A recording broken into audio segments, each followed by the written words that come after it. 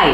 जब भी एक आईपीओ आता है तो इन्वेस्टर्स कंफ्यूज रहते हैं कि वो उस आईपीओ में इन्वेस्ट करें या ना करें। एक डॉक्यूमेंट जो आपकी इस कंफ्यूजन को दूर करने में हेल्प करता है वो होता है उस कंपनी का रेड हेरिंग प्रॉस्पेक्टस या फिर आरएचपी। इस वीडियो में हम आपको इस डॉक्यूमेंट को कैसे पढ़ते हैं और किन सेक्शंस को इम्पोर्टेंस देनी है उसके बारे में बताएंगे। तो चलिए बात करते हैं आरएचपी या फिर रेड हेरिंग प्रॉस्पेक्टस के बारे में।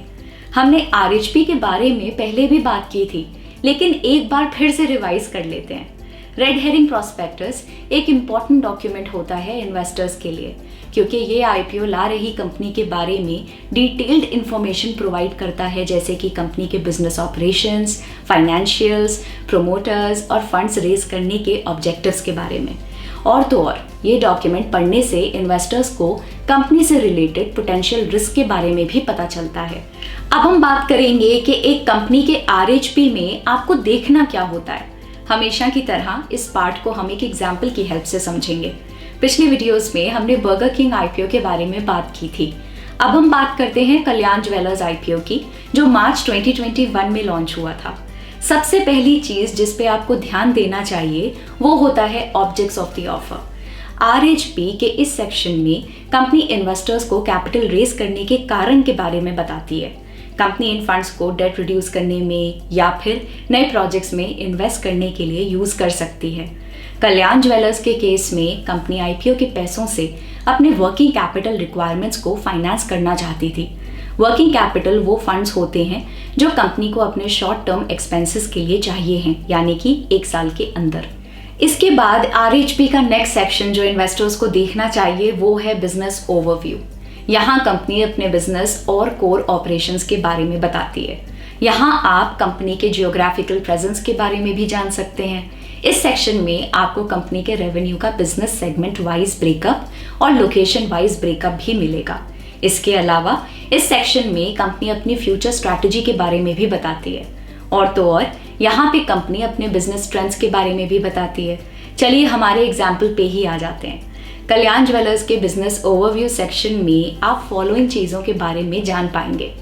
कंपनी और उनके ऑपरेशंस के बारे में, कल्याण ज्वेलर्स के अलग अलग ब्रांड्स के बारे में, कंपनी के शोरूम्स कहाँ कहाँ लोकेटेड हैं, कंपनी का जियोग्राफिकल लोकेशन वाइज रेवेन्यू, जैसे कि कल्याण ज्वेलर्स का 78.19% रेवेन्यू इंडिया से आता है और बाकी मिडिल ईस्ट से, कंपनी का सेगमेंट वाइज रेवेन्यू ब्रेकअप और कंपनी के बिजनेस ट्रेंड्स के बारे में, जैसे कि strong brand presence, wide range of products और strong distribution network. Business overview study करने के बाद नेक्स्ट आपको इंडस्ट्री ओवरव्यू पे फोकस करना चाहिए। यहाँ हमें ये पता लगता है कि कंपनी ओवरऑल इंडस्ट्री में अपने कंपेटिटर्स के कंपैरिजन में कहाँ पोजीशनड है। इसके अलावा ये सेक्शन में कंपनी जिस इंडस्ट्री में ऑपरेट करती है उसकी परफॉर्मेंस और फ्यूचर ग्रोथ प्रॉस्पेक्ट्स के बारे में भी लिखा होता है। कल्याण ज्वेलर्स के इंडस्ट्री ओवरव्यू सेक्शन में आप फॉलोइंग पॉइंट्स देख पाएंगे। ग्लोबल ज्वेलरी मार्केट साइज और डोमेस्टिक ज्वेलरी मार्केट साइज, वो फैक्टर्स जो ज्वेलरी इंडस्ट्री की ग्रोथ को ड्राइव कर रहे हैं, जैसे कि तेजी से बढ़ती अर्बन पॉपुलेशन, न्यूक्लियर फैमिलीज का बढ़ना और फेवरेबल डेमोग्राफिक्स एटसेट्रा। कंपनी और उसके लिस्टेड पीयर्स जैसे कि पीसी ज्वेलर्स और टीबीजेड के बीच में कंपैरिजन। बिजनेस और इंडस्ट्री ओवरव्यू से हमें कंपनी के क्वालिटेटिव एस्पेक्ट्स का तो पता लग गया, लेकिन क्वांटिटेटिव एस्पेक्ट्स को देखे बिना हमारा एनालिसिस अधूरा रह जाएगा। इसलिए फाइनेंशियल इंफॉर्मेशन सेक्शन आरएचपी का काफ़ी इंपॉर्टेंट सेगमेंट होता है, जहां कंपनी की फाइनेंशियल स्टेटमेंट्स दी गई होती हैं। इन स्टेटमेंट्स से हम कंपनी के प्रॉफिट एंड रेवेन्यू ट्रेंड्स को समझ सकते हैं।